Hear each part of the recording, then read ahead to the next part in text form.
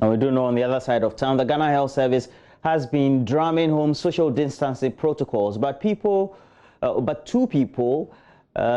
voter ID card applicants at the University of Ghana Mensa Sabah Hall threw caution to the wind and locked up in a scuffle. Now the Legon police separated the fight and also arrested the two. Maxwell Agbagba reports that the drama surrounding the fights was just based on an allegation of persons using unauthorized means to access the registration center. Happening right here at the University of Ghana Mensa Sabah Hall Registration Center. What is happening is that this gentleman has just been picked up by the police. He's been taken away. There are some disagreements with none of the police officers have picked him up. There's some disagreements here at the University of Ghana Mensa Sabah Hall Registration Center. These police officers from the Legon police station are trying to pick up the gentleman to the police station, but the men here disagree. They are pulling him away. We really want to understand what the issue is here at the University of Ghana Mensa Sabah. What's the issue? What's the issue? Okay, so we really want to understand what the issue is here. Some stand up between the police and some of the people here. You are beating me. It's the University of Ghana Mensa Sabah Hall Registration Center. There was a disagreement in there. Let's try and get some word from him. Chief, what's the issue? What's the issue? Oh, open master. What's the issue? That's the issue. That's the policeman. Ask him. No, what happened, sir? Hey, man, quiet. Oh, quiet. Okay, so what's your name? My name is Pius Bedu. Pius, what happened? Yeah, I think the issue has to be with the fact that the EC is, doing the cards inside the Christian Reading Room and not outside where everybody will see. That has been the bone of contention. I think this morning when I came, I've received complaints from both party agents that if possible they have to bring the machine outside so that everybody will see it. Here at the first polling station, that is the arrangement. The machine is outside. Once you are in the queue, you would see that after you fill your form, they will take care of you, they will take your picture and everything. Jerry what? I'm a film Jerry. Okay. I'm an observer. A film Jerry. Yes. They will fill the forms and everything for you over here. You have to walk all the way here to go and take the picture. Why? This place, you went there. They had two different machines and they are working over there comfortably. Now, why is it that, what is their interest that they put the machine inside there and they've opened the back door? So people, why there have been agitations and all that is that people are saying that people actually snitched in there to go and do registration. That is all. They are accusing the EC that they have been snatching people through the back door to go and do the registration. That is, so why don't they bring the machine to come and capture the people over there? It's simple.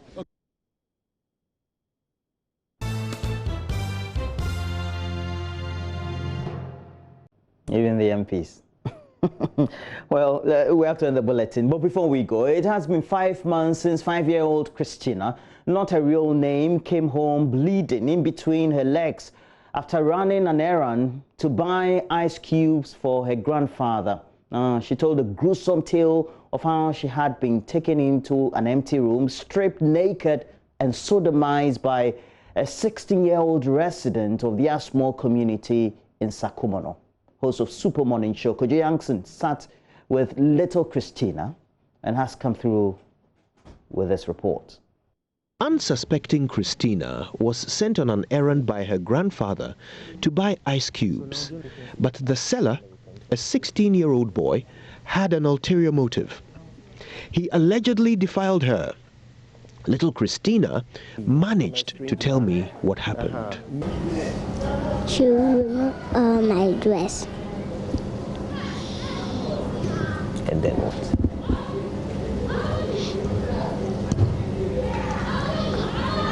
You can tell me, it's okay. He removed all your dress. And then what? Then she said that if I go to the house, let me go and tell my father and my mother's side fall down. Okay. She moved my dress and like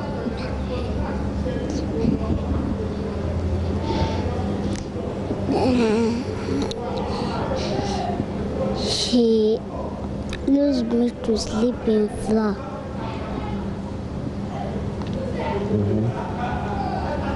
Before she put something in my bottles.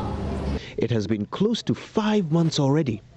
Christina's grandfather tells us he reported the matter to the police a day after the incident, but nothing had been done about the case.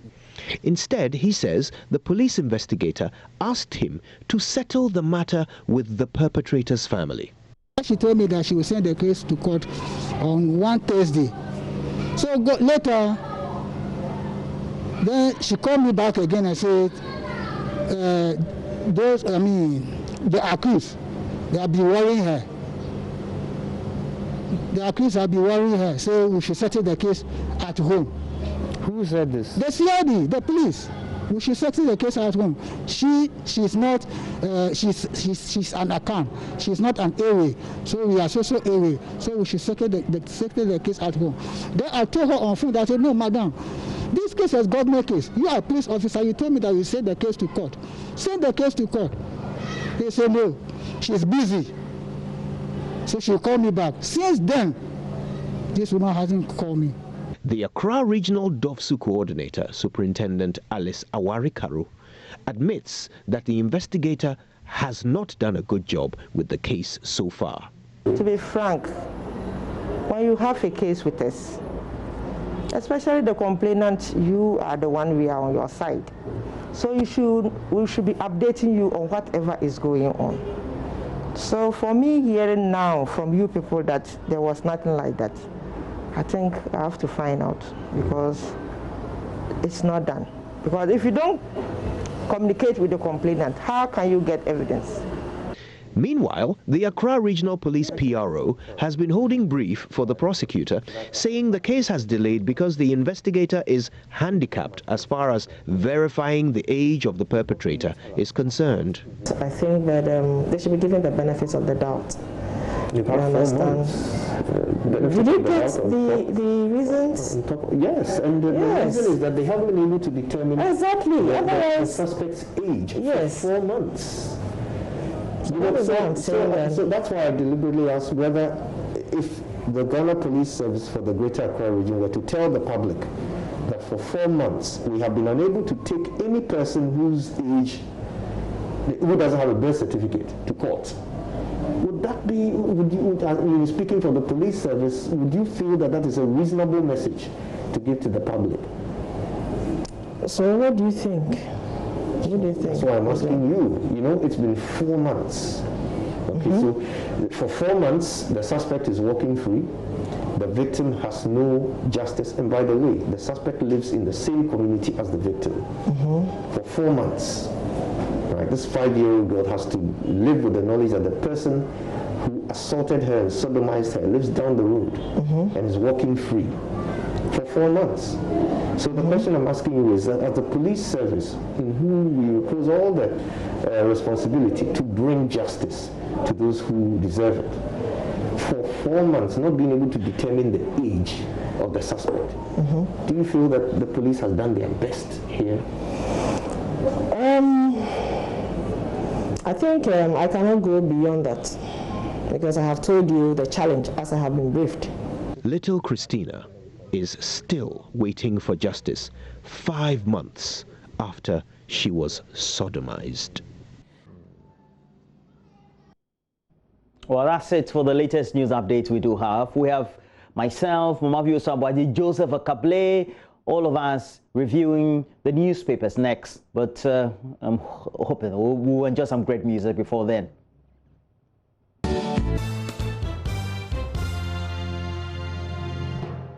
The sausage cheese,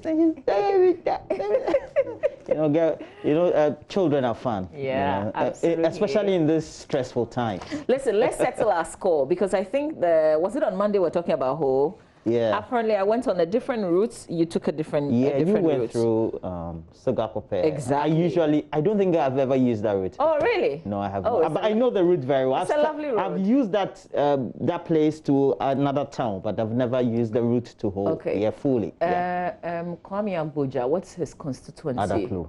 Yes. Adaklu, I yeah. went through Adaklu. Yeah. Because you can't pay for that place, no? Yes, yes. And I'm told it's a very good route. It's a very good route, but listen. Then another default for the region. I observed something. Because they didn't have speed ramps, you know, the towns are being scattered on that road. Okay, so the residents have done their own. I mean, and it's terrible. I think that when we are constructing the roads, we should consider these things. Because if it's a smooth road, people will not stick to the speed limit when they enter into towns. They would speed. And the communities are now forced to create their own speed ramps, which is terrible. If you're driving a salon vehicle, a low vehicle, you would suffer. You'll be hitting. Exactly. Yeah. So and it makes the driving experience very terrible because the road will be good and you have to just keep. So it's longer. You know, the road is long compared to the one that you use, even though what you used was compared terrible. Compared to the Akosombo Adomi. Exactly. Okay. But it's even longer now because of what they've done on the road. Right. Yeah. But it's beautiful. Like, you should reuse it. I can't believe you haven't used it before. I will. So this is from Sogakope. Maybe the beginning of by the end of the It's lovely. Like, you know, you could even stop and take a long walk. Oh my God, listen. We're in COVID. I'm surprised that you are now seeing the beauty of traveling to mountainous areas and things. No, I know that already. I just had not been to Ho. Okay. Yeah, I know that already. Joseph is joining us. That's your. My son, Joseph Akable. Is he on? I'm surprised when you say Joseph is your son. He's so stubborn. Keep saying, and he's not a reflection of the training you usually would give a son. You don't know him like I do. Joseph, good morning. Good morning. Quick question. I was paying attention to the score, so I'm not clear in my mind who won. Mama V or Roland? Who was right about the location of Ho and what the town before Ho? Who won that one? Oh, I don't know if it was the winner. It depended on the route. No, but Roland, no, I think maybe I won because the way Roland spoke to me on Monday, he made it sound like it was just one route, and I was also confused, so I couldn't defend myself because I couldn't readily give the names of the towns that I passed through. You get it? What a bias assessment. I see.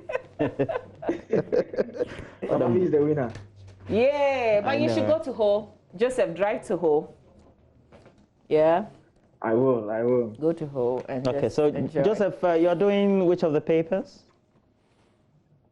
I have the Daily Guide and the Daily Dispatch. Okay. Well, I'll start with the Daily Graphic newspaper. I've got the Ghanaian Times as well and the Finder. So let's start with the Daily Graphic. Front page, well, a scene from Kanishi, but it's actually very common, especially now that it's raining. Death traps worsen at Kanishi. I bet it's worsening in many other parts as well. Major roads with terrible potholes. President's public pay tribute to Sir John. And the tribute, you know, people are just remembering a man who was just as he appeared, you know, inside out. Apparently, people who really know him have been talking about him. EC to conduct special registration exercise is for students and prisoners. So the Electoral Commission on the front page says it will roll out a special program under the mass voters registration exercise to register qualified senior high school students currently in school and inmates of prison establishment. Director of Electoral Services at the Commission, Dr. Srebo Kwako, who disclosed this, said a tentative date for that special registration exercise will be announced in the coming days. Ghana Airports gets strategic partner. It's also another headline. The paper today. Let's pay attention to what's in the center spread. Project to integrate database on infrastructure launched. President Akufo-Addo tours 5 registration centers. We brought you that in our news. Japan, Ghana signed $7.9 million agreements. And then on the back page, KMA Bloomberg collaborate to curb road accidents, and World Vision supports 2 assemblies in COVID-19 fights. The 2 headlines on the back page of the Ghanaian Times newspaper. We can follow up with the Finder newspaper before I do the Times. So here we go with the Finder. Nanator Centers urges registrants to observe COVID-19 safety protocols, except that as we captured it in our news, those who were cheering him on, those who had seen him and were surprised, were totally not observing the protocols. Sir John's demise, Ghana has lost an asset, according to the New Patriotic Party, the party that he belonged. Social distancing protocols adhered to as registration continues, not exactly the case in every part. The Ghanaian Times, finally for me, 794 prisoners granted amnesty as government decongests various prisons nationwide to prevent COVID-19 spread. National Tribute slapped with 2.3 million Ghana cedis fine for defamation. Okay, we'll see what the story is about, really.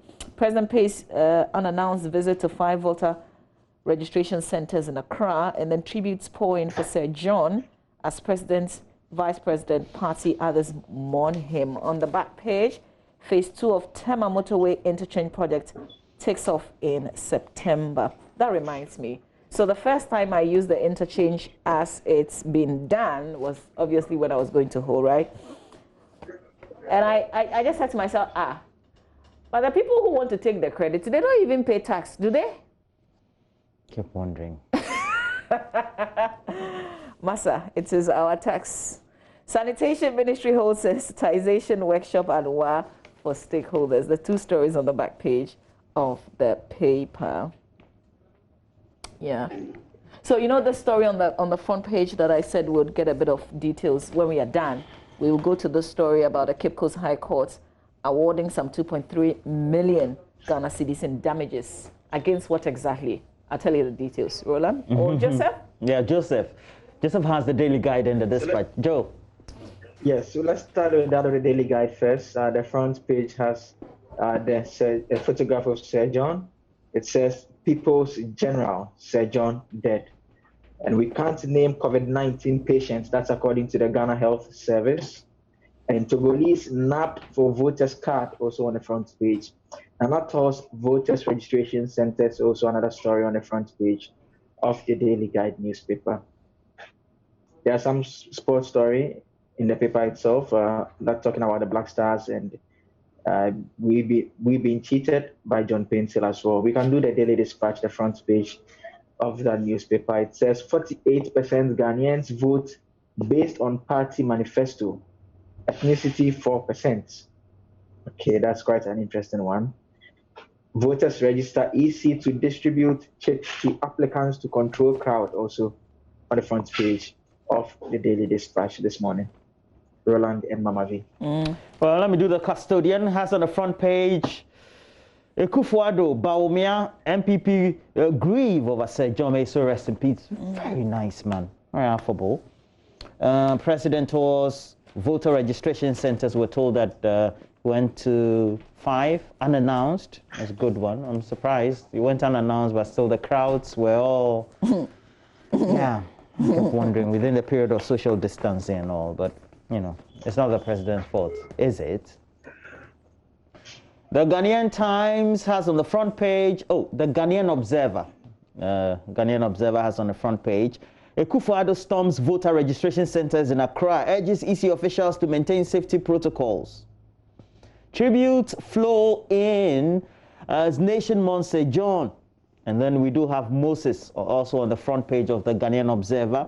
Former President Jerry John Rawlings. I said Moses because that's how the Hollywood people portray Moses in those movies. When Moses was in the middle of the Red Sea and uses Poma.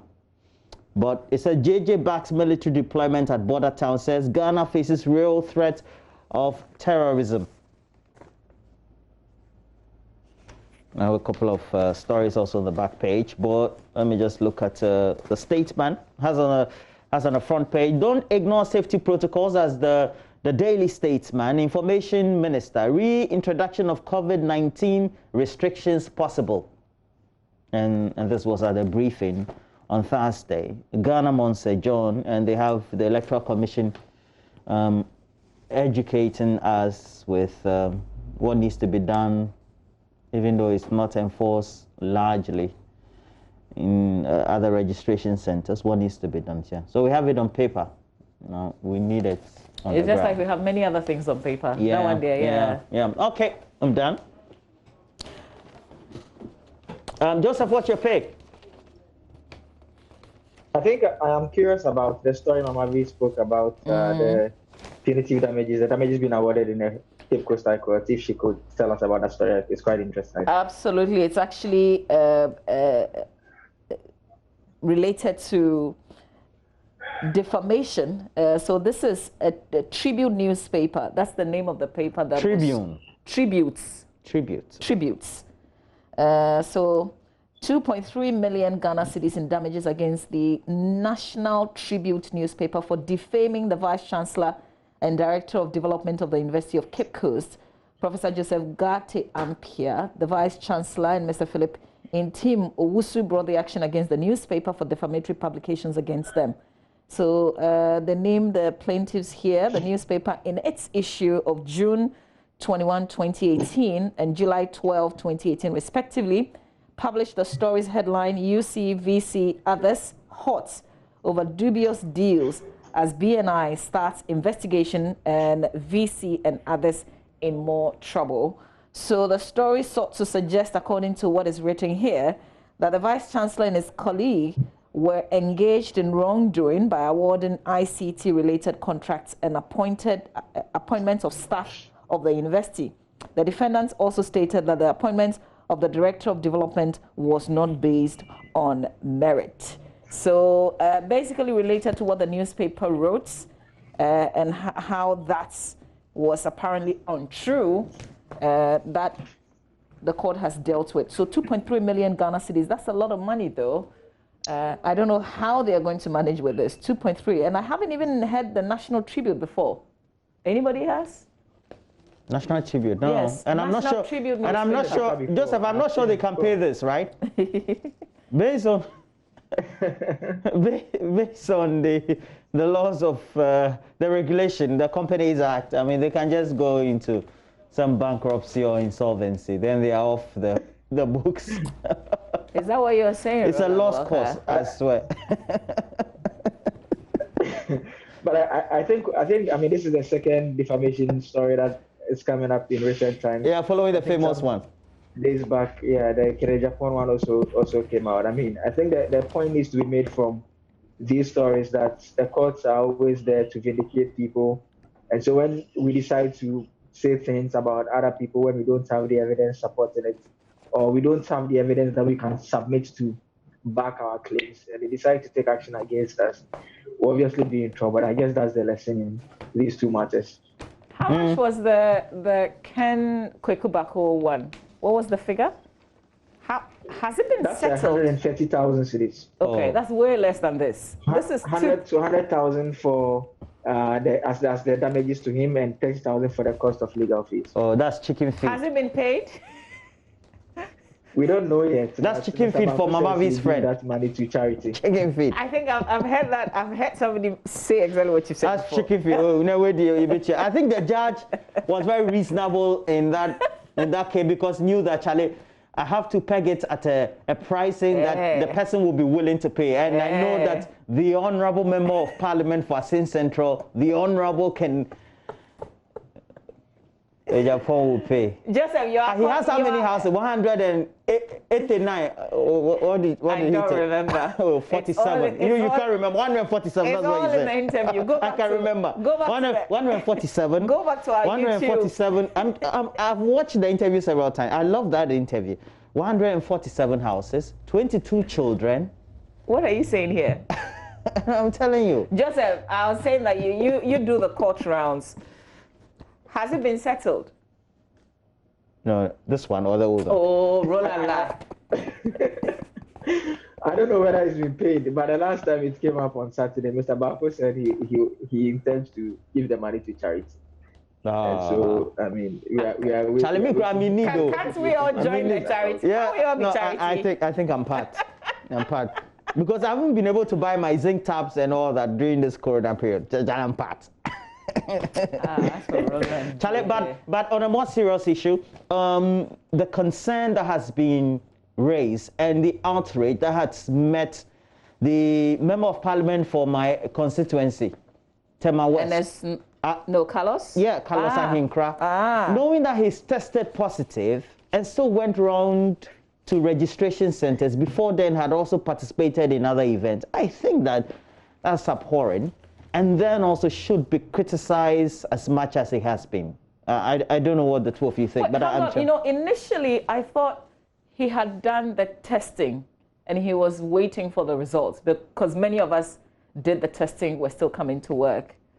But I had to check again. I was like, did he actually confirm that he had tested positive and still went around? Or he had recovered? He had gone through the period where he could be discharged before. And I was like, isn't that careless? I mean, this is an act of carelessness. And the justification is that he took precautions, like he did the necessary things. But that doesn't matter. Have you watched some of the videos? No. Of him hugging people after the primaries? Yes, I have. So even at that point, he had tested positive and he had not gone through the period where he could be discharged. I mean,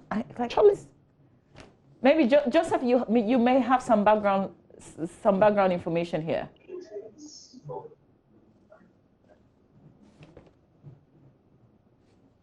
I'm not sure Joseph heard that. I think I listened to the interview he granted on the Constitution on Asempa. And I mean, I was really shocked to hear that admission that, and his explanation was that once he knew his status, he thought he knows how to now conduct himself not to infect others. I mean, we have seen people who are at the isolation centers. I saw the videos that Gary put out on his social media, and our colleague Gary Al Smith. They are people who go and visit the persons who are receiving treatment. They are not allowed to go any close to them. They are kept at a distance, far away. And I'm wondering how anyone could think that testing positive means that you can actually step out and go out there. I mean, we know the law that we passed relating to the restrictions. One of the requirements, one of the things it serves to control is that we can restrict your movement if we feel that, I mean, it's not safe for others. And that is why people who have been earlier in the period of management of the cases, when people were running away from the centers, we're sending the military after them. Questions need to be asked of the Ghana Health Service. What is the protocol? How does the person even get out of the facility in the first place? Because that individual is obviously a threat to those he'll be coming into contact with, and why would they allow him to step out? There are questions that we need to ask of the Ghana Health Service, and we need some answers as to the protocol, what it was at the facilities, and why it was breached, who decided to allow him to go out, and the risk he has caused. And obviously, as a public official, the government has been advising people to isolate and do all those things. I mean, government needs to take a very serious view on the conduct of its appointee. It just makes useless everything else that we've heard, because if somebody is breaking it, and this is like a high-profile person, and he's doing it, I mean, like that in the open, like, you know.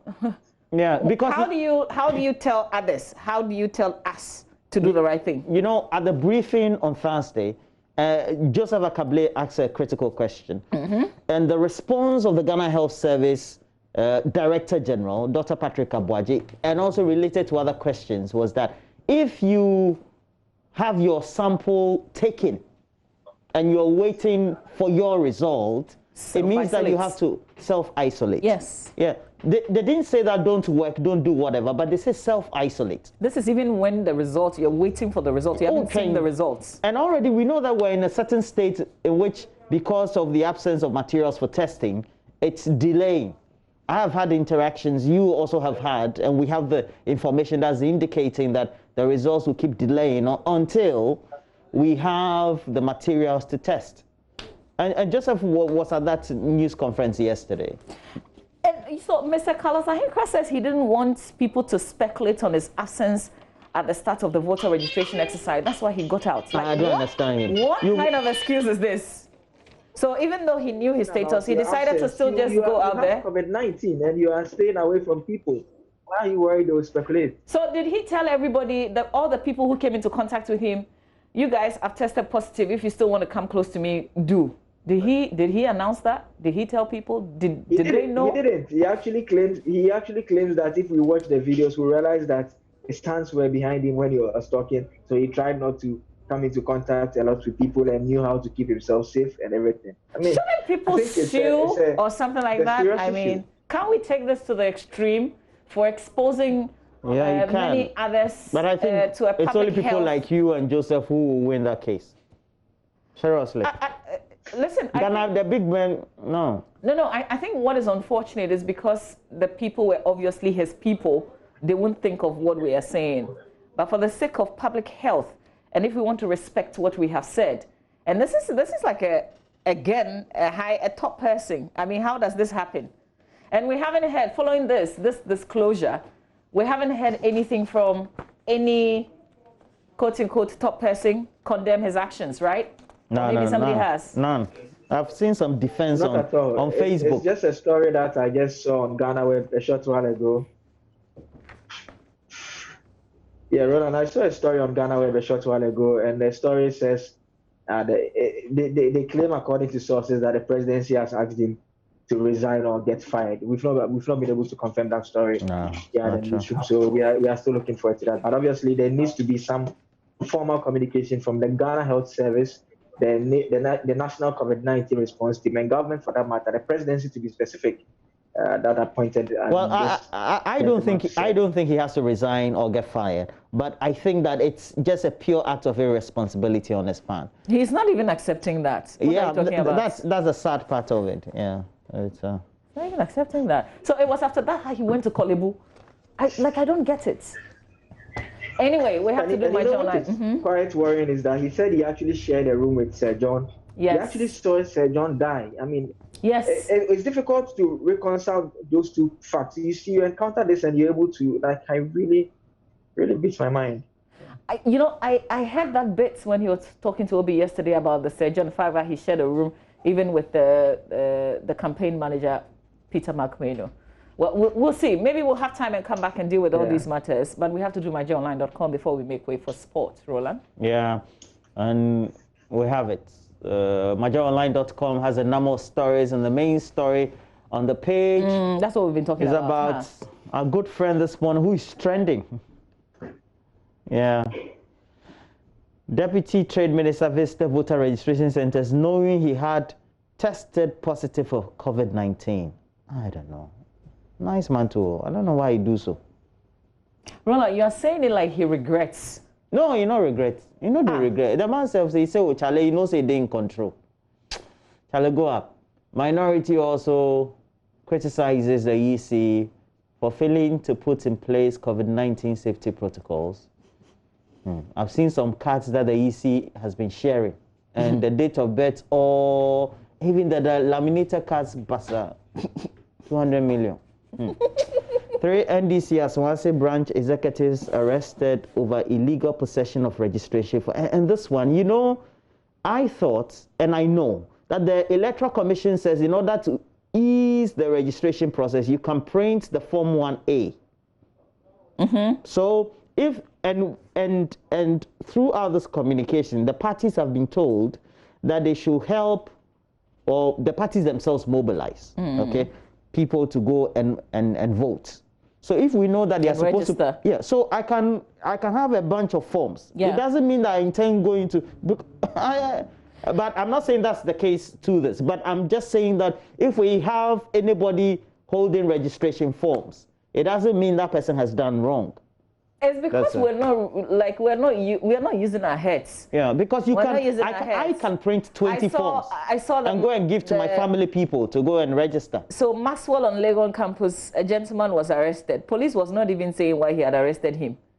They just grabbed him and put him in the car. Yeah, because he was causing some confusion, Maxwell said. Oh, so that's why he arrested him. Yeah. So did he inform him why he was taking him away?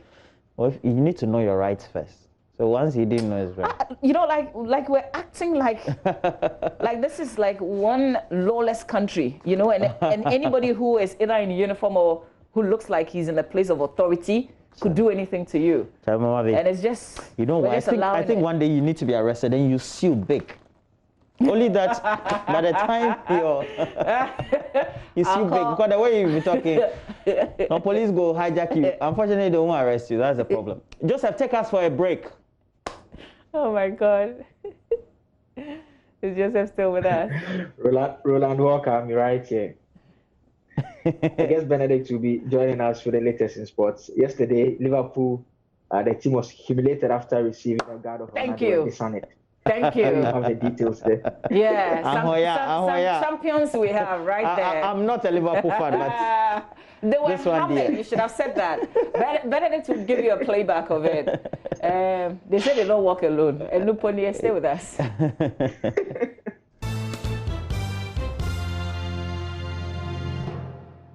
Now we know that we're going to the weekend. A lot of actions or activities are going to take place. Already we do have the voters registration exercise that is taking place. Did I say voters registration? Yeah, voters registration, definitely. It also means that for the weddings that we have to attend, the funeral activities, and in the last week I was at one, will mean that we need to make sure that we have to arm ourselves with the right sort of educational information. And that's where we bring in Dr. Fortune Biakro. And he is a member of the COVID-19 team, works closely with the ICU team. And we need to have this conversation. It's very important for all of us to keep our minds and our senses very much active, because we need to adhere to the protocols. And Dr. Biakro, thank you for joining me. Good morning to you, Dr. Biakro. Thank you very much, Roland. No, thank you. Good morning. Morning. If you can just go back a bit on your screen so that we don't have yours. Okay, just go back on yours. So yeah, that's good. Yeah, zoom. All right. Now, if you would have to give a first caution, what would be your own observation this week about the notable social activities we've undertaken as a people, whether reported by the media, etc., that you think we need to correct before we even get to what the tips should be? Okay, Roland. The first one that everybody has seen around and we are all talking about is voter registration that has just started. There are a lot of places that you see that people are not obeying the safety protocols. You see a lot of people at the registration centers, they don't have masks. They mask up together. They don't mind the social distancing protocols.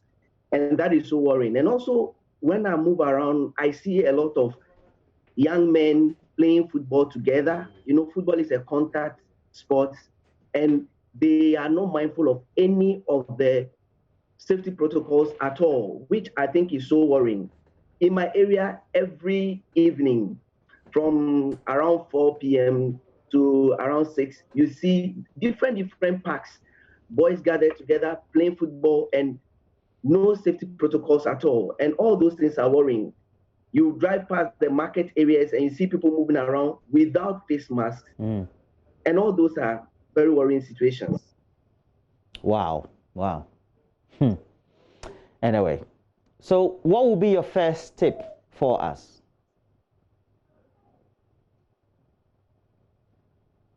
All right, so my very first tip will be something we cannot overemphasize.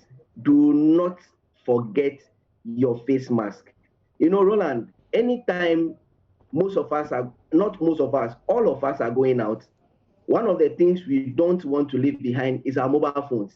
If you step out of your house and realize that your mobile phone is not on you, you go back, look for it, and pick it up. So I just want us to remember that once we start looking for our mobile phones while we are going out, we should also remember our face masks. Do not step out of your house without your face mask. And make sure as soon as you become two, you put on your face mask. As soon as you enter where there are a lot of people, you put on your face mask. When you are alone in your car, you can decide not to put it on. But as soon as someone joins you, make sure you put on your face mask. That is the very first tip I would like to give. Okay. And it's important we put on the face masks because... Roland? Yes. Why is it important that we put on the face masks?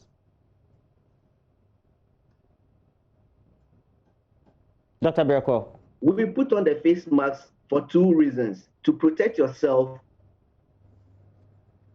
Hello, Roland, can you hear me? Yes, I can. Please continue. Roland? Yeah, we put on the face mask for two reasons: to protect yourself and also to protect your neighbor near you. If your neighbor is infected and you put on your face mask, you are protected from getting the droplets from his breathing or his or her breathing, and also droplets that come from his mouth when he talks, so that the person will not get infected. Secondly, if you are infected and you wear your face mask, you protect your neighbor so that your droplets from your mouth and from your nose does not get to the person to infect the person. So wearing the face mask, you protect yourself and you also protect your neighbor. Those are the reasons why we need to wear the face mask. We cannot overemphasize wearing of the face mask. Now, which will be your second tip? My second tip will be for us to avoid crowded areas this weekend. You know, this weekend there are going to be a lot of activities. There are going to be funerals, there are going to be one-week celebrations, there are going to be marriage ceremonies, and I think the voters registration is still going on. So what I will encourage the public to do is to avoid crowded areas. When probably you know a friend's father or somebody is dead and you are going to the one-week celebration to mourn with the person, as soon as you get there, do what you need to do and leave. You staying there for long does not mean you are the one who is sympathizing more with the person or not. If you are going to greet, just greet and leave. Make sure that you do not get where people are crowded. And if you need to go into crowds, make sure you go, do whatever you need quickly and leave. And make sure as before you enter the crowd, your face mask is on. And try to observe the social distances as much as possible. That would be my second tip. Do not enter crowded areas or avoid crowded areas this weekend. The last weekend I was at a funeral, and it's good that you mentioned such events, because funerals, weddings, and now we've even reopened church. So church is now on, and if you have to avoid crowded places, we know that socioculturally you just can't go and greet somebody and then you say that you're going away. So what should be the tactfulness we need to attach to that?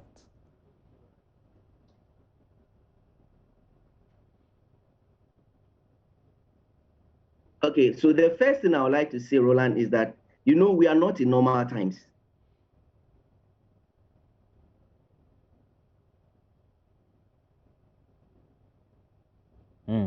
And the tip is that we have to avoid crowded areas. And it's important that you avoid crowded areas as you go to that funeral because you are very close to the person or the family that is organizing the funeral, or that wedding or marriage ceremony or that church service. You don't take your eyes off the ball and do it in such a way that will keep you in good stead. You also have to make sure that you do what is right as you make entry into a location where there's a crowd. So we'll try as much as possible get Dr. Fortune Biokro back on the line. And he's a member of the COVID-19 team, giving us the tips for today. You're already seeing the tips on the screens before he fully comes in. As much as possible, make sure that you follow these tips. They are very important. You have to follow these tips, and it's for good reason. So you were on the second point, I believe. Yeah, Roland, sorry, I'm back. Yes, please. It's normal with the connection. Ghana, we did. Hello, Roland. Yeah, please go ahead. Yeah, so our third tip would be that avoid shaking hands. You know, when we go to these public gatherings, we are tempted to shake, especially funerals. One thing that is so common with Ghanaians is at funeral is that we like shaking hands. So as much as possible, try not to shake hands with anybody. You know, what I personally do these days when I go into public is that I hold my mobile phone in one hand and my car key in the other hand. So if I try put a changing hands or trying to put away my mobile phone, then I remember that I am not supposed to shake hands these times because we are not in normal times. So such things, little things like making your hand full with your personal items will prevent you from shaking hands. The shaking of hands, which is a socio-cultural, a traditional thing that we do, if you shake the hand, what's the medical reason why you could be in trouble? Okay, we as human beings, we are fond of touching our face several times. You know, you touch your eyes even unconsciously. A lot of people touch their nose, you cough, you sneeze, and all goes into your hands. It's not everybody who is abreast with hand hygiene. So you may never know who you are shaking. The person might have just put the hand inside the nose, the hand into the eye, and the person may put big droplets which are in their hands. They might not have washed their hands, they might not have used their hand sanitizers. So shaking such people is dangerous for yourself. After shaking probably yourself, you may not have used your hand sanitizer or wash your hands, then your eye might be itching and you'll be tempted to put your hand there. It's a recipe of infection. You infect yourself through all those ways. That is why it is very important not to shake hands. Whether you go to funeral or weddings or church, make sure you do not shake hands with anybody. Wow. Even if the person is close to you, because you go to these events because you're closer to the organizers. Yes, Roland. Again, I will say it again. We are not in normal times. And everybody must have that awareness in our subconscious that we are not in normal times. So whether it's your brother, it's your father, it's your sister, it's your spouse, it's your in-law, please do not shake hands. Do not shake hands. It is very important. You are protecting yourself and you are protecting that loved one. If you really love them, these days, if you really love the person, do not shake the person's hands. That is a new normal. If you love the person, stay away from the person. That is how you save the person. Wow. The other day, I was having an argument with a friend of mine, and he was talking about how the virus stays on the surface, or if it's on the surface within a certain temperature, etc. Can you educate us on that, how that is related to the hands and subsequent flouting of that social rule that could also lead to infection? Okay, so we know that when the virus can stay on a hard surface for about 4 hours. Wow. So then you realize that if somebody sneezes on a surface or coughs into his or her hands, you expect the virus to be on the person's hands for that long. So you meet the person, you don't know how long the person has coughed, you cannot tell. So what we say is that you treat everybody as the person being infected so that you protect yourself and as well you protect the person. So surfaces, yes, the virus stays on surfaces, hard surfaces for about 4 hours. Okay. So that is why we need to be very careful and then avoid these contacts, especially the handshakings that we do so much in our society. Okay. What's your fourth point or tip? Okay, my fourth tip is to keep your hand sanitizer handy. You know, now there are these cute hand sanitizer that people hang around women hang around their handbags. Some people hang it around their pockets. I think it's very good we keep them handy. You can have hand sanitizer in your car. You drive to a gathering and then you leave it in your car. You go to the gathering. After touching things, you tell yourself, I will sanitize my hand with hand sanitizer. But before you get to your car, anything can happen. You can touch your face, you can touch any part of your body. So that is where we need to be careful and keep our hand sanitizer handy. If the hand sanitizer is with you every time, as soon as you remember you have to sanitize your hand, you just pick it. You don't have to say, when I get to my car.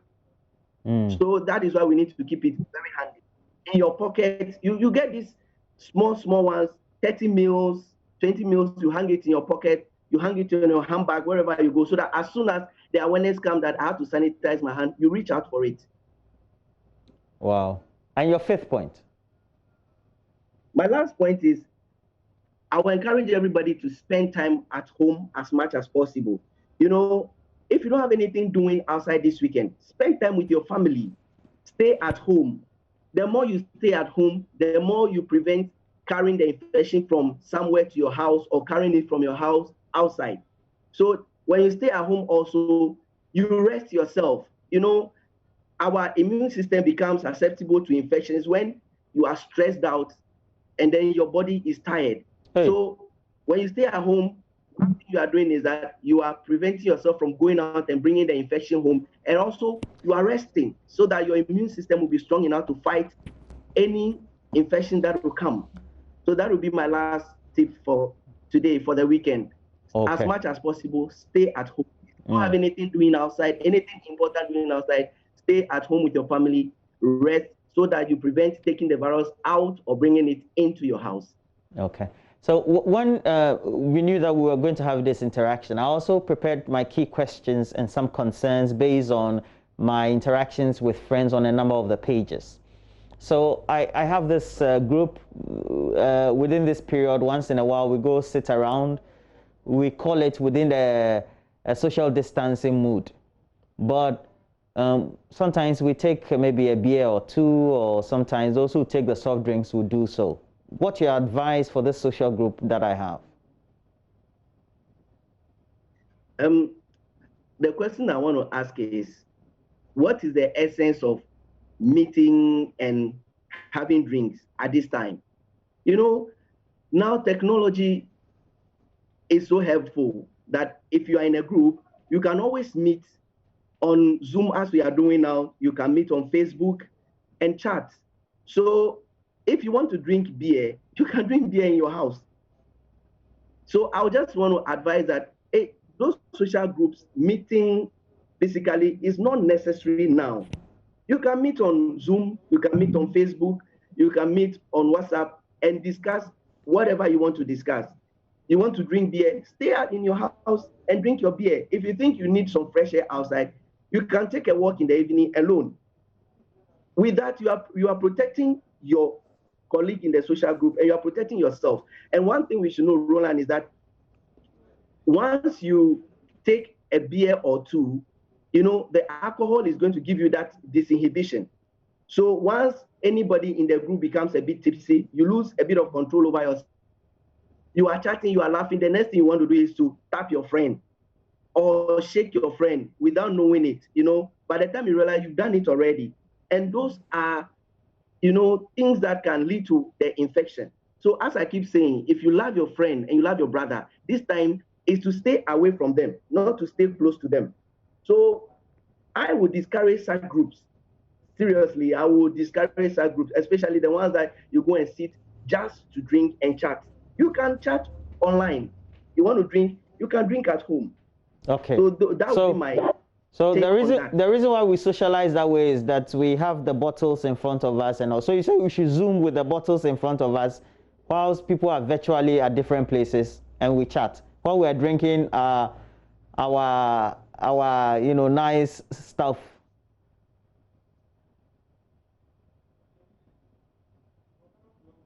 That is what you advise. Well. Yes, please. That is what I would advise. Okay. Be at home. Let everybody see that your beer is in front of you, your Coke is in front of you. You are drinking.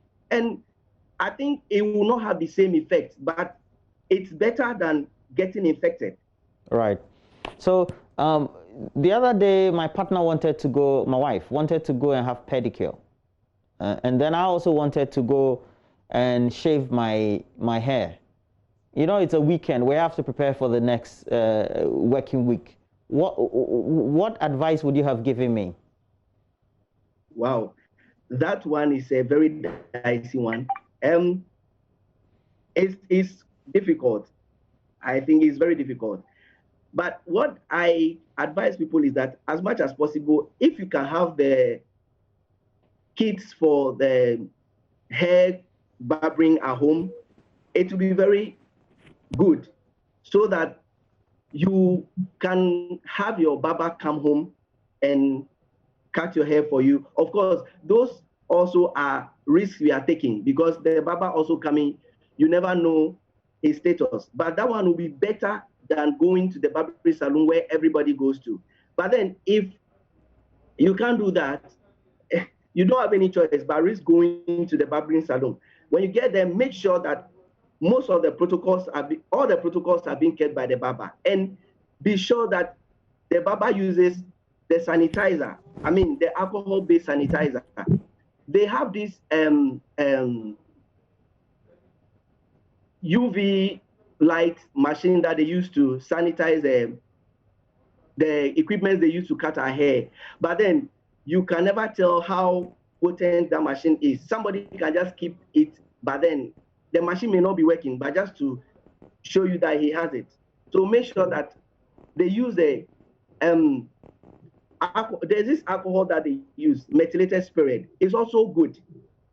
But then also some of the barbers, they dilute it so much that it loses efficiency. So that one, Roland, is a very dicey thing. I don't really have a direct answer to tell you to go or not to go, but you need to do your hair. But what I can say is that if you can get the equipment at home to be used for you alone and your family, it will be very good. That will be the best. Okay. What we also do over the weekend is to go and wash our cars. Now, you know how the washing bay is. The young guys all milling around. And I'm sure very much also not having a sense of awareness about maintaining some of these protocols. You go and wash your car and then you come back. That sort of activity, what do you advise? Okay. So as much as possible, if you can get your car washed at home, it's also good. I mean, the weekend, if you are home on your own, this, as I said, we are not in normal times. So these are times you can do a few things on your own. If you are at home, you can wash your car with your child by you washing your car. It's also another way of bonding as a family. But then if you think you cannot wash it at home, but you can go to the washing bay, but make sure you yourself, you obey the safety protocols. You park your car, you give them a distance. You can give them a car key afterward, and then have your hand sanitizer by you. After washing the car, when they give you your car key, the first thing you do is to sanitize the car key with your hand sanitizer. Before you enter your car, the door handle, you can just sanitize it with a sanitizer. Those are the few things you can also do to protect yourself. But the best thing is, if you can wash your car at home, try as much as possible to do that. It's also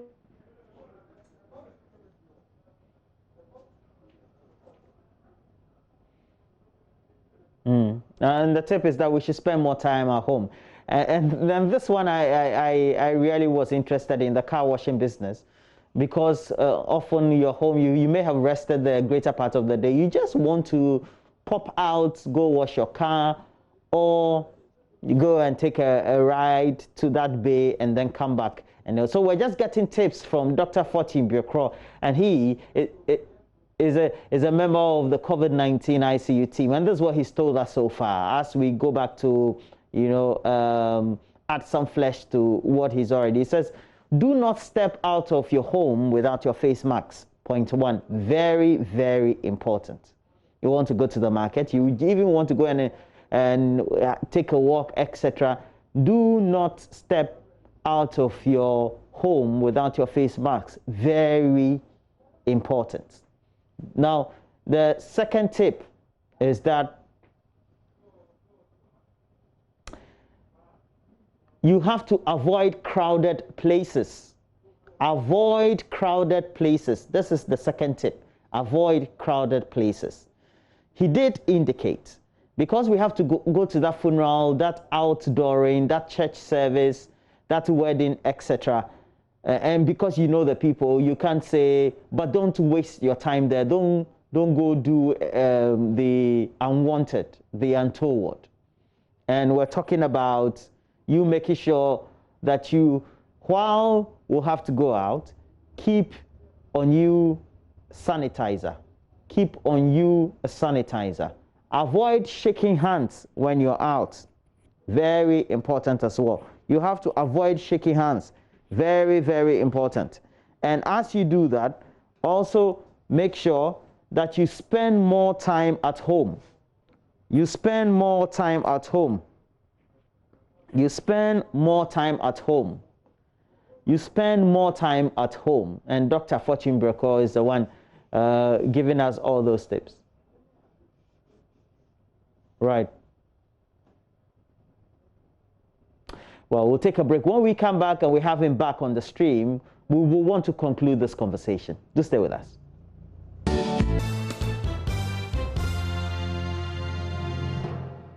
Well, so I need to iron this out quickly with Dr. Fortune Breko. And we were on the car washing, and you said you have to wash your car yourself. Now, there's also an effort that has been made consistently to make all of us do things on our own. But we do know that we have to go out either because we're used to a certain behavior pattern to go eat out or buy food out. How do we handle such situations?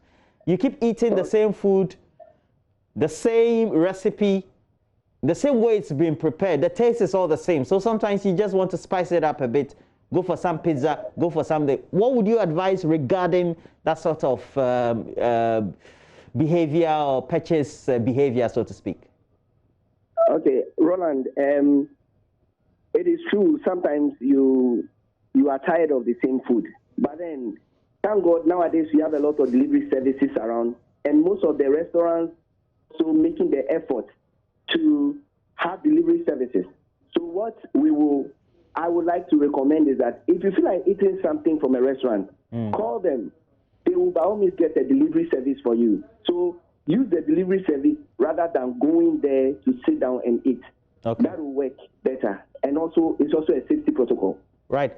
And then when the food comes, what do you do? Or when the package comes, what do you do? I believe most of the time it comes in paper boxes or any kind of box. Exactly. Yeah, so if you have alcohol-based sanitizer, you can just sanitize the box it comes in and then take your food out.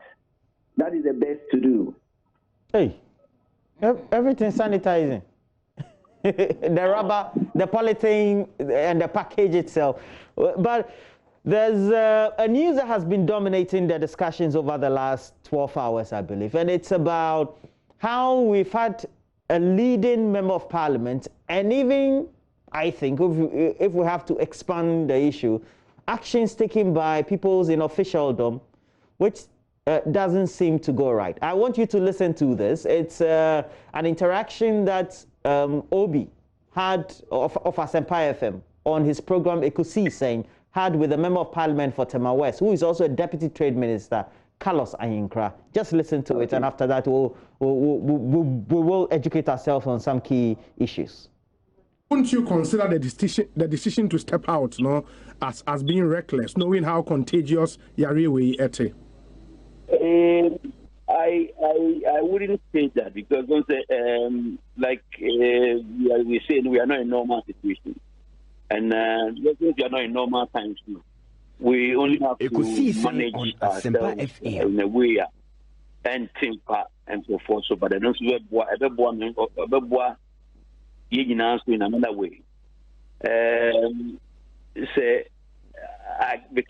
Because of the conditions, I won't step out, and I say I won't give people that kind of appearance. If you ever want that now, empty one. If you understand, Enra, FM. Say, don't sleep by here. Come home, hospital. Me. The difference of the time was this: no problem spread more than outside him. But I can assure you that I'm a very careful person, and I was very, very mature about it. The Tuesday, I decided to just pass through and see how some of the centers were operating.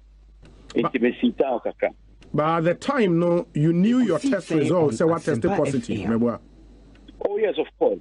But it didn't mean that I couldn't go out, because by that time my test result was last week. So, Dr. Bioko, you heard that, didn't you? Are you still on the line, sir?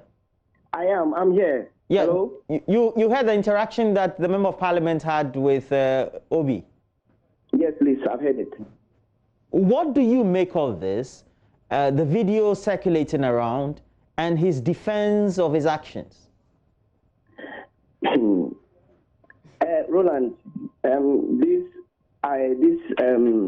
thing has gotten a little bit of political twist to it. No, we are not doing politics. Don't do politics. We're talking about human behavior. So don't do politics. Yeah. So we all know that we've been preaching social distancing. If you know you are infected, self-isolation. And it's the same government in which he is that has spent so much money isolating people who are infected, and also people who come from abroad. We quarantine them for some time. So then this cannot be overemphasized, that if you know you are infected, the best thing to do is to get isolated. There is no excuse to give. There's no reason why you should step out to, especially where there is a crowd. I don't know what is so important at the registration center that he had to go. He could have sent somebody, so it's not the best at all. It is never the best. So I will encourage other people. It is not a good example to follow. It is not. If you know you are infected, get to an isolation center. If you are not being taken to isolation center, as much as possible, isolate yourself at home. You are putting other people at risk when you go out there. It's not a good thing to do. So please, this explanation does not hold water. There's no explanation for the reason why you will step out when you know very well you are infected. So I don't think his explanation is acceptable. So nobody should follow his example. If you are infected, get to an isolation center. Or if you can isolate yourself at home, isolate yourself at home. Do not step out. Now, if you're wearing a mask, we've seen that there were a lot of flouting of protocols during public events, primaries, registration, etc. And people assume that if I'm positive and I'm still wearing a mask, it's enough. And it gives me the leeway to do these public interactions. What would you say to that? Well, you see, when you watch even the way people wear the mask around, they cover their mouth and they leave their nose there. Many of the people are not wearing the mask the right way. So already we are exposing ourselves in a way. Also, you see that many people, when they wear the mask, they keep touching the front of the mask. It's also another way of picking infection and then giving it to yourself or giving it to others. So the fact that you wear a mask and you wear it properly, you protect yourself and you protect another person. But here, like the case, people are not wearing the mask the way they are supposed to, and a lot of people also are not wearing the mask. So we cannot overemphasize this. Once you are infected and you know, stay at home or stay at an isolation place. Do not get into a crowded place or do not go out, because the risk of infecting others is high, whether you are wearing a mask or not. If you are wearing a mask, your hands are bare. You might have touched your eyes. You might have touched your face or your mouth before even wearing the mask. What about your hands, which are bare, which is not sanitized, which you are using to touch things around that people are also going to touch anyway? Right. So wearing the mask alone does not mean you are 100% protected or you are 100% immune from the virus. Please, if you know you are infected, stay at home, stay at an isolation center, isolate yourself. Okay. That is what we are saying. That phrase, isolate yourself, do you guys at these centers, the ICU, you the professionals there monitoring the critical cases, and even at the next level or the lower or the aligned level of the treatment phase, do you check on those who are supposed to so-called self-isolate, whether they're observing all these? Okay, so we can only check on those who are with us.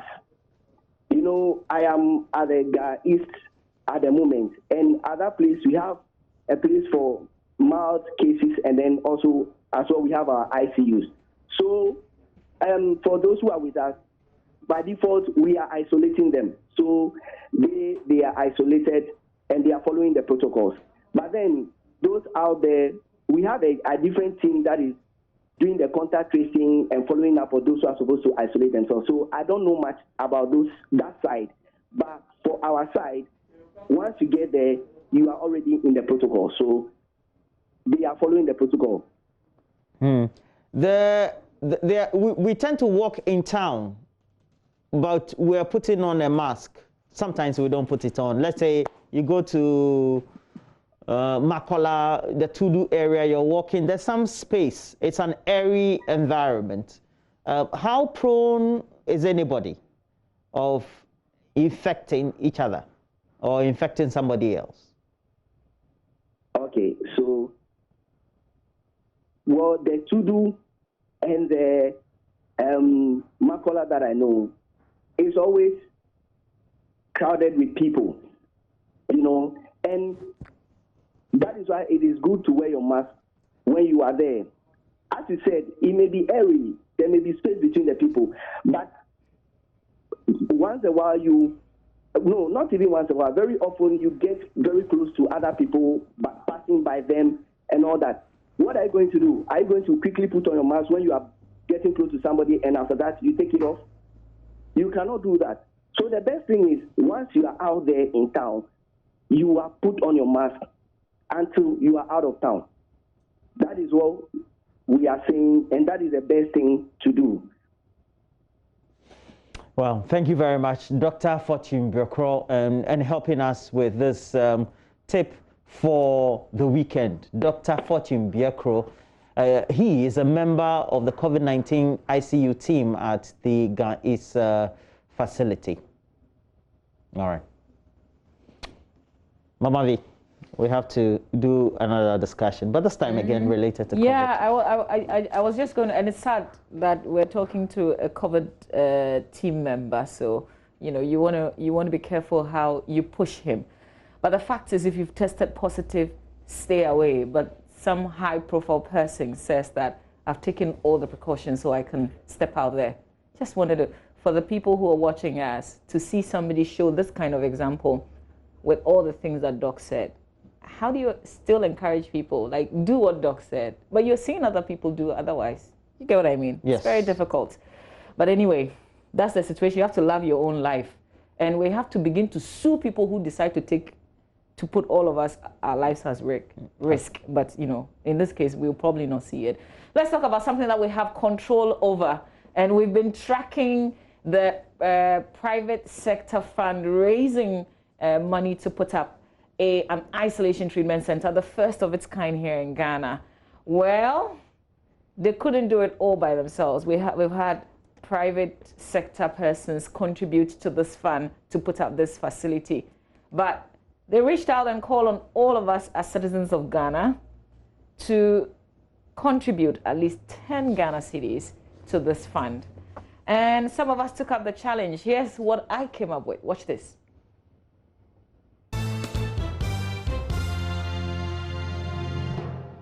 Okay, so that was the challenge thrown at us. I picked it. I named some of my friends. And last Friday, I was on Asempa FM Ekosiseng. One of my friends decided to take on the challenge. And here's Obi on Asempa FM. A challenge near me or my hen. It was something to me, not me nipa 5, right? That's why. Hey, Mama V. Oh, yeah, me problem. Straight up. Into number 1, Dominic Isiaboa, Kwame Sefakai, Abdul Malik Kwekubako, Daniel Daze, Gordon Asaribediako. Okay. 5. They should pick up the challenge. Na yamwa minimum 10 Ghana cedis. And shedanye means me shed that boy sika 4 pound. Me boy sika 4 papa, you know. Me boy sika 4 pound. We are hoping say and this is last send me a message. I heard the oka. Oh, we accept it. And this is accept the challenge.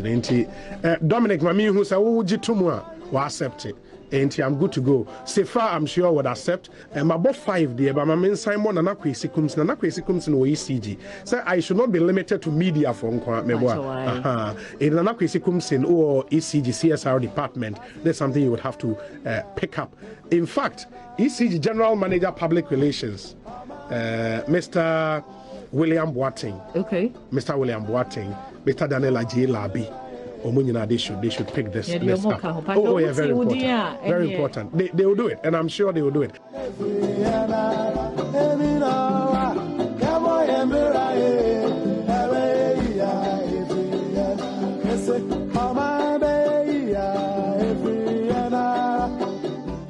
Okay, so I want to start this way with our case count today, where we are, and I'm going to the Ghana Health Service website.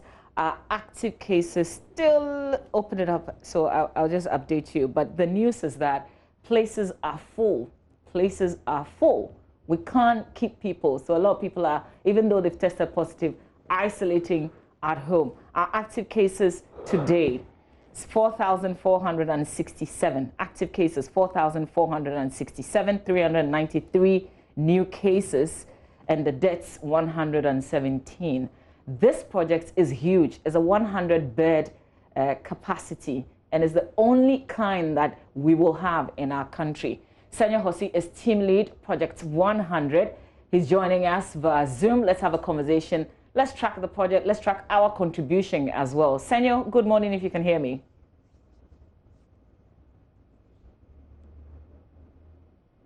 Senyor, I can't hear you. Can you kindly unmute? I'm unmuted. Okay. But can you hear me now? I can, absolutely.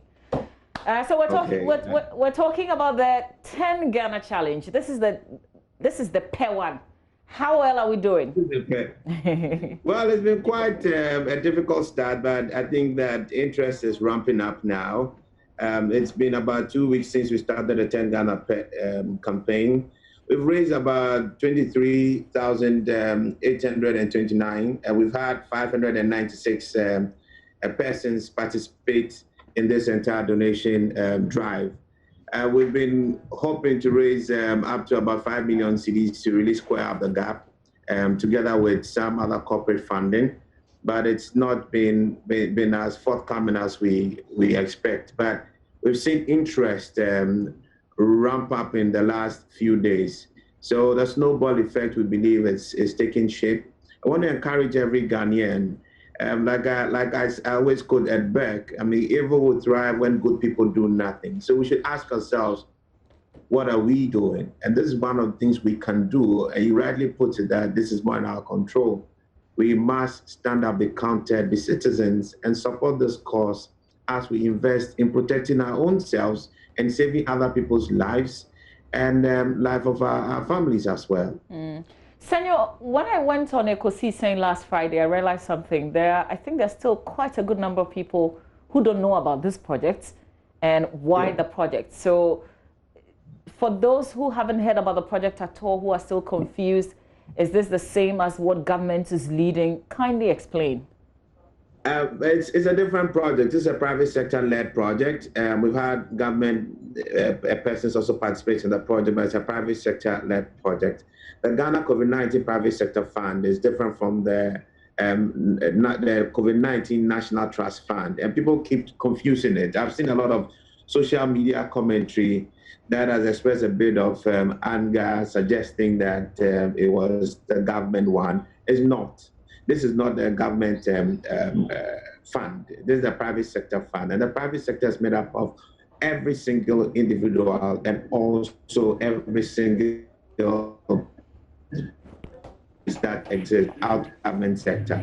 So you must be. We really encourage. Okay. All right, Sanya, your line is going bad. I guess the connection is going bad right now. I'm not sure what we can do to stable this network to make the. Okay, Sanya, you're back. You have to go over again. Network went bad. Okay, sincere apologies to viewers.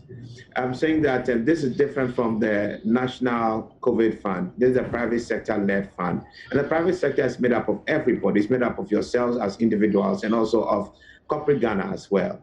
And it's a project that we all need to participate in and support and really refer to something that we really did, you know, and never wasted this entire crisis. Typically, we say never waste a crisis.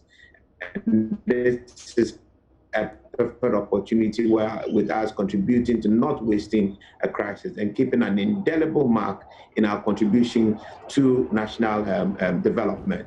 I would encourage people not to confuse the two. It's not government, it's a private sector thing. And let's all participate towards delivering Ghana's first ever infectious disease center. It will not just help us fight COVID-19, but it will also help us fight future pandemics and epidemics that may emerge and re-emerge. And we must also realize this. Investing or contributing to this project may just be contributing towards your own life being saved.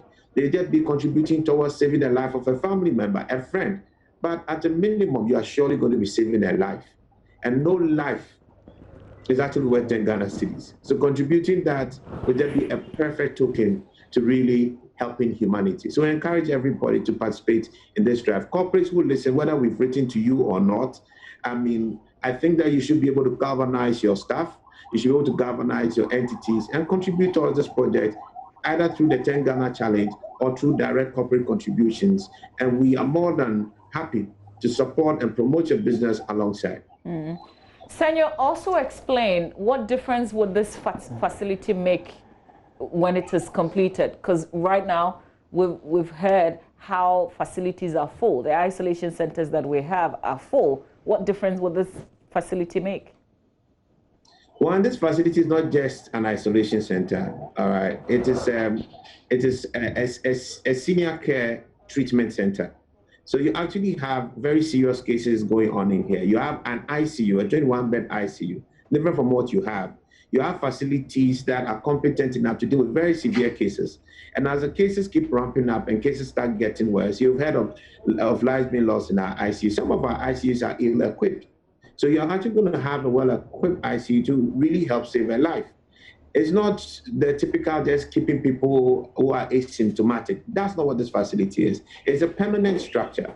This will be a game changer in this entire fight against COVID-19. I saw you actually spoke to an ICU, one of the members of the ICU COVID-19 team. It is one of the things that they find critical to the success of this fight. And we can't let the people of Ghana down. We can't let ourselves down. One of the things you should remember, no matter how rich you are, COVID-19 has even the playing field. Nobody's going to travel to any London or any US hospital to get special care because he can afford it. We're all on this in this town.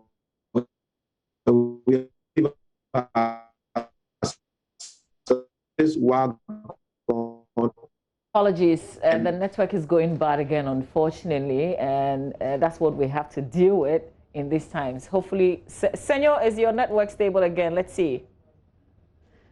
Okay, so you were talking about the fact that even if you're rich, you can't fly to London or the US to seek medical help. You can't go anywhere. Right now, we are all about draw. So so that we can all save our own lives. It's a game changer. It's a leveler. And every investment to this is an investment saving our own lives, the lives of a friend, the life of family, and sure the life of another human. And it's something that I think is more than worth you rising up and doing. And I must congratulate you, Mama V and the Joy team. You guys have been fantastic. The support has been great. Mama V, you have been awesome. Your videos alone actually drove about 10,000 cedis worth of donations. That's close to 50%. You know, so your input has been magnificent in this exercise. But we are hoping to have 500,000 Ghanaians in Accra and beyond to contribute towards this and help us reach this 5 million cedis. And we are not ending in Accra. We are hoping to have the same in Kumasi, in Tamale, and also in Takrade. Let's do something for our country. Nice. So the last time I visited, we're showing the pictures. Where are we with the project? How is it going? You were painting. It's more of a transformation if you should come today. So I'd invite you in somewhere next week, Tuesday, and have a feel of what to see. What you are seeing right now is total dead news. Oh, wow. All that is fairly up. The glass canopy is almost up. The floors are significantly done. Electrical wells, ceiling works done. We are 90% down the road. So, and the equipments are in. Yesterday we had the climatic control equipment being installed yesterday. Okay. Very giant air conditioners which can treat air in and out and make sure they do not have viruses being installed. We had to use cranes to lift them, so you have an idea of the huge size of it. And a lot of things are happening. You should be there Tuesday. I'll be more than happy to host you. I will. And share with you the pride of Ghana. I will, God willing. So how about electricity? Because that was also outstanding at the time that I visited. That is a very disappointing thing, I must say. We have been engaging ECG to connect the facility to the grid and also install a transformer because of the quantum of power that's required. ECG has requested us to make some payments, and we found that quite inappropriate. We actually encourage them to participate in it and also see it as their contribution. But ECG is yet to come through. So we are going to start that facility with a generator and let the good people of Ghana make their own judgment by their own ECG. No way, we couldn't do that because this is a national facility and ECG must contribute. So we're going to follow up. One of the things that came up when I was on the electricity, Mama V, the electricity that's going to be consumed is not going to be for free. ECG will be paid. And you want us to pay for transformers that you are still going to own, cables and lines you are going to own for a national facility. I think that was a big joke. And I'm quite disappointed in the management of ECG, and I expect this board to rise up and actually take appropriate action. It's a disgrace. We're going to follow up on that. Senor, there are a lot of people who mentioned that they were going to contribute. One of the persons who gave a call to the producer of Ekosi saying was the roads minister, Kwesi Amoakwata. So has he redeemed the pledge? Have you received the contributions of people? Because we are here to. Amoakwata is a good friend, and I'm looking forward to having him redeem his pledge. I'm happy you've mentioned it to me. We are going to send all our volunteers to go after him today. Okay, and we'll hopefully have him posted on site so he can actually take some pride in what he's contributing to. Okay. I know him, and once he's committed, I'm pretty confident he's going to redeem his pledge. I was actually going to personally do a follow-up for you.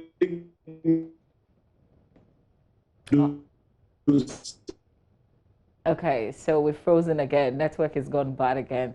But that's Senor Hosi, who's team lead Project 100. They're putting up this 100 isolation treatment facility. Senor, you're back. I was just telling you that I was going to do a personal follow-up. I was going to go back to the guys on Ekosi saying so that we visit him and then we take the contribution and bring it to you. Fantastic. I must acknowledge Eja Kwabnatu of UTV, who's also been quite, and Mr. Faka.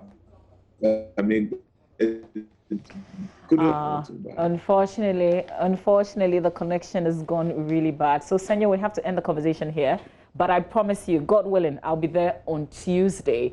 And we're going to put this campaign back on the Joy News Facebook page and all our other social media handles. We're pushing it further because we want to see this project completed.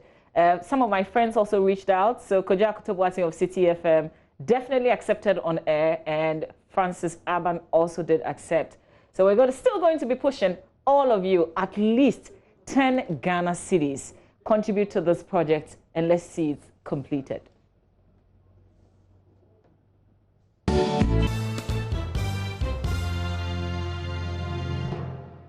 Like, this is from me to you. Oh, that's cool. Why would I do that? Roland is so stiff. I would never dedicate this song to him. But Efia Akwaboah, Joe Metal, they are performing tomorrow. Is their 5th Emmy Awards. And this time, obviously because of the times that we're in, is virtual. It's going to be live here on Joy News, also on Joy Prime, 8 p.m. You don't want to miss this one. So on the back of that, we want to have a conversation, the Emmy Africa Awards 2020. Akwaboah is performing, Efia is performing as well. Joe Metal is performing. Good morning to you guys. Good morning. Good morning, good morning. Joe, I beg, have you had anything to eat this morning? No, not yet. You sound it. Oh no, I'm just chilled. What can I serve you? What can I serve you? I can deliver something virtually. You know the thing. Watch it, watch it against the Kosia. Akwaboah, make us post to me. No one post to me. I never saw you post me. I'm still thinking about it. Maybe I'll have to post. So you were saying it like it's easy. Now you're thinking about it. Yes, to post to you in particular, I'll have to think about it. But media, Okay, guys, let's talk about the Emmy Africa Awards. I mean, it's a virtual performance from you guys. It won't be the first, but what's the plan? Oh, Efia, are you with us? Hello, Efia. Okay, I think we lost her. So let's talk to you, Joe and Akwaboah. What's the plan for tomorrow? Hey, Akwaboah will see. Akwaboah is a big man. No, don't start. You. Don't start. Yeah. So tomorrow, I'm sure we all would want to give out our best. We're gonna sing our hearts out because we know Emmy Awards is one of the biggest award schemes beyond Africa. So definitely, yeah, I'm going to give my best. I'm sure Joe too would want to say something about it. But then you're going to just do more of us. No.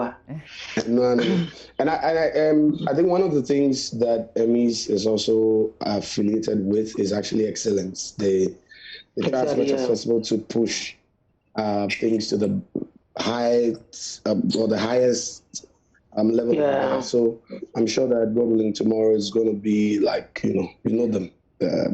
I heard that there are some heavy setup and things coming up. So yeah, so I heard too. I can't wait.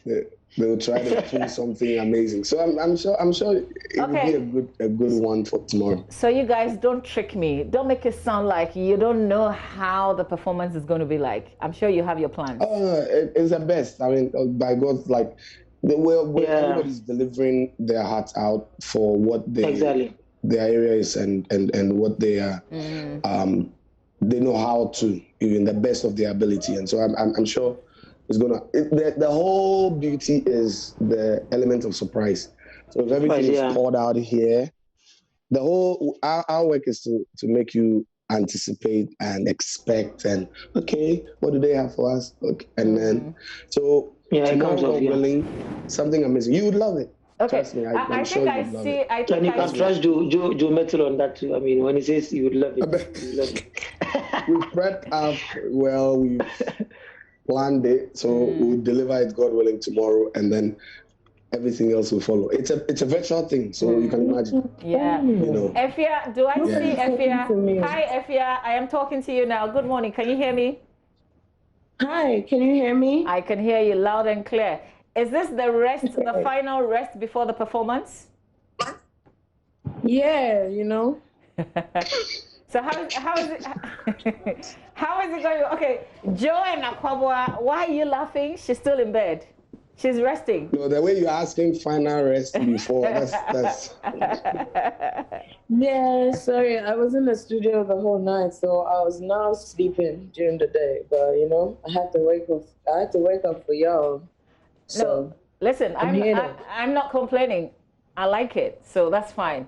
So what's up with you, Afia? What's up with you? You just mentioned that you're working in the studio, so it means you're working on something new? Yeah, you know, we just dropped a new single with Tiwa Savage, so y'all should watch out for the video coming very soon. And then, you know, we're working on the album. We have a couple more hits for you. And then we'll drop the album hopefully by the end of the year, and then we're going to be with you guys proper. What difference does a virtual concert make? I think, you know, just right now that we can't go out, it's the best way for us to connect with our fans. So I think that they're also like enjoying it because they also see that we're putting in some effort, to connect with them because we miss them also. How are you guys, and this is to all three, how are you trying to stay safe? I know that you go out sometimes, our cases are going up, even though we're not actively doing many things, our cases are still going up. How are you trying to stay safe in this period? I've just been at home. I try as much as to sanitize when I go everywhere. When I get home, I take a shower and just make sure that I'm taking care of myself. Just out here ODing on like immune boosters and everything. But I feel like this is something that has come to stay. So we need to find our best way to deal with it. Joe, do you see an end? Yep. I mean, you are like the Holy Ghost man right here. Is Christmas is Christmas coming to meet us with COVID? Oh, you want me to go into the spirits, and is that what you're trying to do? I'm sure that leadership and authorities are trying everything possible to find ways to more or less like bring us solutions. And so I think for now we're all expectant to see, but it looks like we have to live with it. For now, we have to still go about certain things that we do and still take precaution and still move around with it. So that's actually what's going to happen for a while until the vaccines and other things that have been discussed are coming in. Then we will know what exactly to do. So for now, like it said, you cover your face or wear the face mask everywhere you find yourself. Any chance you get, wash your hands or sanitize. And then also, like Afia said, when you get back home, make sure that you wash down quickly, because sometimes you might assume that somebody touched by your hand or something, but maybe it might be at other parts of maybe tapped your shoulder or something, and you're expecting that because you washed your hands, but maybe you yourself might end up maybe touching your shoulder, and then you end up touching your face, because the face is there. Not touching it is not easy. I think it's easy for the women, because like they are actually because used of the to makeup. not touching them. Exactly. But we dear, we're always doing something like this or something. So it's always like that kind of thing. So it will be difficult, but that's why we're saying every chance you get, the least chance you get, and you can clean up or sanitize or wash down or do something quickly, just do it, because you can't see these things with your eyes. Exactly. So for now, we're living with it, but we will survive. It came to meet us, it will leave us, and we'll be here. Amen. Akwabwa, how important collaborations in these times? I mean, like these days, how do you guys do it? If you have to collaborate with somebody who is either in Ghana or not necessarily in Ghana, how easy is that?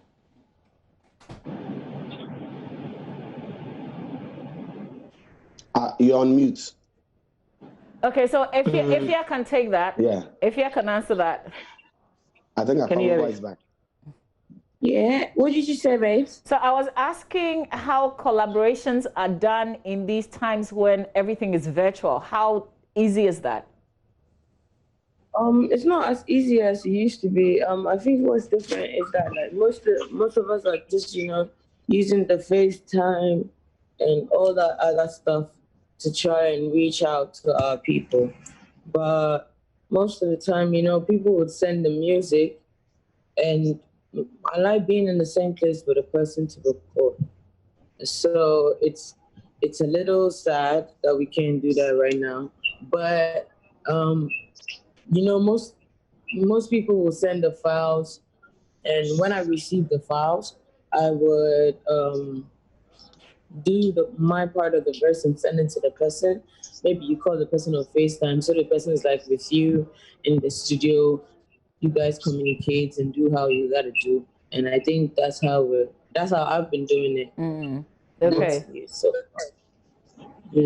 how about you guys? Is it same? Yeah, for me it's still the same. I mean, so the person sends you the song, you listen to it. I also have a small studio at home, so I listen to it and I'd love to record. And when I'm done recording, I just email the song back to the person. So it's not easy though. It would have been nice, like if you were saying, nice being in a studio or the same space with the person and then recording. But then because of the COVID, we can't actually do that. So I'd love to listen to the song at home, take my time, write my verse. When I'm done, I do my verse at home, and I email it back to the other person. So it's not easy, but then we're still on. Yeah. We can't stop. So yeah. Absolutely, we can't stop. Joe? Yes. I mean, it's the same for everyone. I by God's grace, I also have a studio, my place. But in addition to that, I've actually set up a little bit at home as well, so that sometimes I don't even have to go to the studio to do it. And so, and also, there are a few things that we are able to go away with now during this season. That you know, back in the day, you have to do some of the videos. You have to do like a proper video. Now people are able to just use their phone to shoot. It's edited and put together, and people understand that in this season, I'm probably doing something with somebody in the States or in Nigeria or any other part of the world, and because of COVID, none of us can go to each other. So by a simple regular phone video, people understand that it still works. So that's also cutting down costs. You're not spending as much. Oh yeah, it does. I mean, I've seen some amazing videos people have been taking with phones, and people don't complain. Back in the day, if you did that, be like, oh, this cheap thing, but now nobody does that to you anymore. Yeah. Because the most important thing is you're bringing the music to them and affecting lives, and that's it. Yeah, would you like, and I don't know if it has happened, because I would you like Akwaboah to write for you again? Are you asking me? Yeah. Of course. Where's he going? He's going to write for me till. He wrote an amazing song for me and Adina on this compilation that he's making. I can't wait for you to hear it. It's an amazing song. I think it's one of the best songs I've ever made. What? He's amazing. I can't wait to hear that. Would you like to tease me a little bit? Can you ask permission from him? Okay, Akwaboah, you didn't post me, so please give me your permission. That's smart. You're on mute, Akwaboah. Akwaboah, unmute yourself. You heard me. Your guy is muting me almost every time. Where's the new So we need your permission. So if you can tease out a little bit with what you're compiling. You know, I would want her to do something small for you guys, but then I think I would love to wait. If you want to let's wait. Yeah, no. Wait and then just give you guys something good. Effie, I love you. I know that you're ready to do it. Akwaboah is just being stingy. So you guys, Effie, tell us what your fans should expect tomorrow. The Emmys, this is the 5th one. Oh, you guys, yeah, the performance, right? Yeah. It's mad. It's mad. They put a lot of work in it. We put a lot of work in it, and I think it's amazing. And I'm shy because Joe Metal is here, but you know he's one of my favorite gospel artists. So you know, with the combination of the people, I believe that you should know that it's about to be a very, very great show. We gave our best, and you know we pray that hopefully we can come out soon to do what it is that we love doing so much. Yeah. You know? Okay. All right, guys. I wish you the very best. We will be watching you right here on Joy News. You'll be live on Joy Prime as well and also on Facebook. streaming everywhere. So see you guys tomorrow. All right, see you. All right. Okay, bye. Bye. Efia Akwaboa and Joe Metal performing at the 5th Emmy Awards. Watch out for that, 8 p.m. here on Joy News tomorrow, Saturday. Book a date, like make a date, get some popcorn, get some drinks, and make sure you watch with the entire family. Stick with us here on Joy News for this live virtual concert. Okay, stay with us. We've got some breaking news right after this.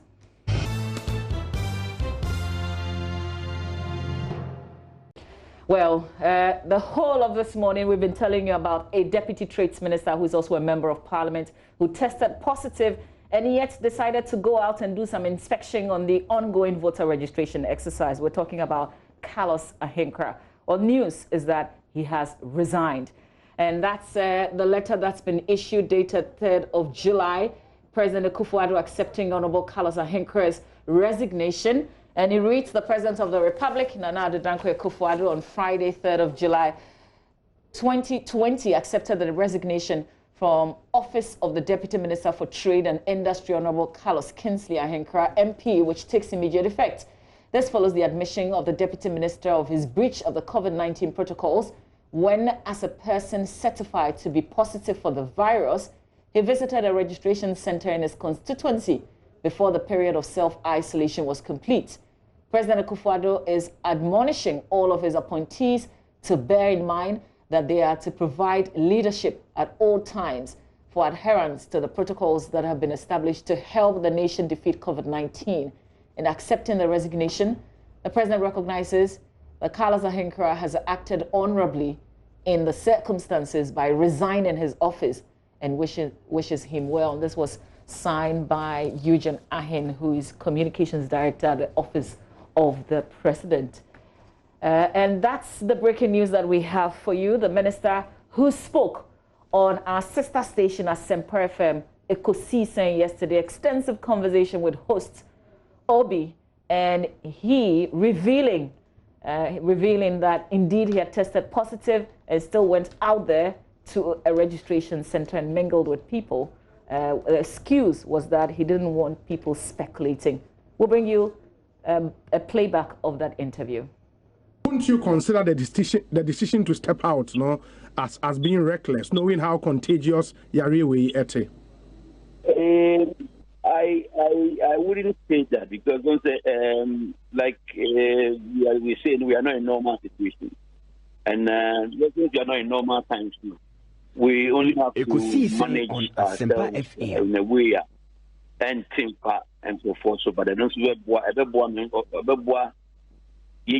another way. Because of the conditions, I won't step out, and I say I won't give people that kind of appearance. If you ever want that now, empty one. If you understand, Enra, FM. Say, don't see me by here. Come home, you hospital me. The difference of the time was this: no crowd spreading more than me before outside him. But I can assure you that I'm a very careful person, and I was very, very mature about it. Tuesday, I decided to just pass through and see how some of the centers were operating. But at the time, no, you knew your test results, so what tested positive. Oh yes, of course. But it didn't mean that I couldn't go out, because by that time my test result was last week. So in your case, no, so Enra na no mo de wo ba kolebu hono meboa. Enra, yeah. Okay, but I've seen pictures on social media say you were, monitoring registration exercise now some registration centers. Is that true? That was that started the following day. Yeah, that's Tuesday, right? And yeah, started Tuesday. Yeah, most started Tuesday to Wednesday. Wednesday. That's Enra. Wednesday. Yeah, Enra was Wednesday. And then Tuesday, no. Okay. And then Tuesday, I decided to just pass through and see how some of the centers were operating. But at the time, no, you knew your test results, so what tested positive. Oh yes, of course. But it didn't mean that I couldn't go out because by that time my test was last week. So and after 1 week or so, according to my health directors, I could step out. So that was, be careful with my nose mask and social distancing and not touch anybody and so on. And are you very certain, say, in the process no one touch you be I am very, very certain about that one. Very certain. So what pictures look on social media and you will see say, even in speaking, my hands were folded in front of me. I was standing way away, even I was wearing my nose mask.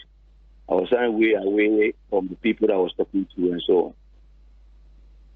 Okay, so wouldn't you consider the decision to step out, as being reckless, knowing how contagious Yariwe ete?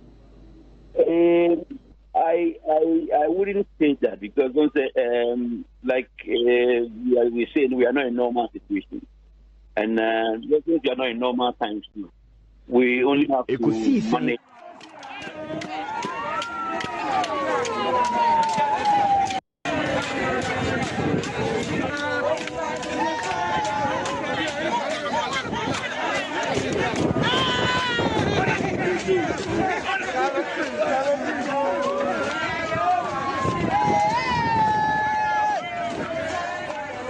So you heard that, a playback of that interaction with Obion Ekosi saying this was just yesterday, and you heard it from the man's own mouth admitting to everything. I mean, did we have to come this far for him to resign? But Roland, I just want to also share that Occupy Ghana has also issued a statement. In fact, their statement came before this letter from the president. They are asking for a lot more than just him resigning and the president accepting that resignation. In that statement issued by Occupy Ghana, they say that we respectfully call upon the president to remove him from office forthwith. We also call on the police to investigate his actions and if found to have breached the law, to prosecute him. We also call on the New Patriotic Party to withdraw him as their candidates for the upcoming parliamentary elections. We conclude by urging the government and the Electoral Commission to ensure that participants in the ongoing voters registration fully comply with the COVID-19 security, health, safety, and personal hygiene protocols. And up there, they say if no steps are taken against Mr. Ahenkra, it will cast the government as not just being hypocritical, but as being incapable of keeping the citizenry safe and incompetent to enforce laws it has made. Many have been taken to task for doing way less than Mr. Ahenkra has done, including not wearing a mask while driving alone. So that's Occupy Ghana, also expecting that the party that Mr. Ahenkra belongs to, the NPP, would withdraw his candidate as Member of Parliament for Tema West. We will see if the police will also step forward and do an investigation or even attempt to investigate. We're here in this country. We'll definitely fill you in. But Roland, we have some information to share before we wrap up. Well, definitely. And Golden Finger Industries, or Golden Finger Industries Limited, is a fast-growing manufacturing company processing fruit into quality organic cosmetic products, cleaning and disinfectants, produced right here in Ghana under certified FDA conditions. And they have in stock GF hand sanitizers, GF rubbing alcohol, GF Jetol antiseptic, GF multi-purpose liquid soap, GF hand washing soap, GF antiseptic cleaner, GF multi-purpose glass cleaner, and they are located at the Giselle Estate, SEC, DVLA on the Wager Road. You can contact them on the following lines: 054-6274-070 or 054-6273-990. They have a landline, very reliable, and it is 030-2957-950. All right, that's our show. We thank you for your company this week. Please travel around, do something, go to Ho, or you can go to Angaga. See you on Monday. Enjoy the weekend. Well, there is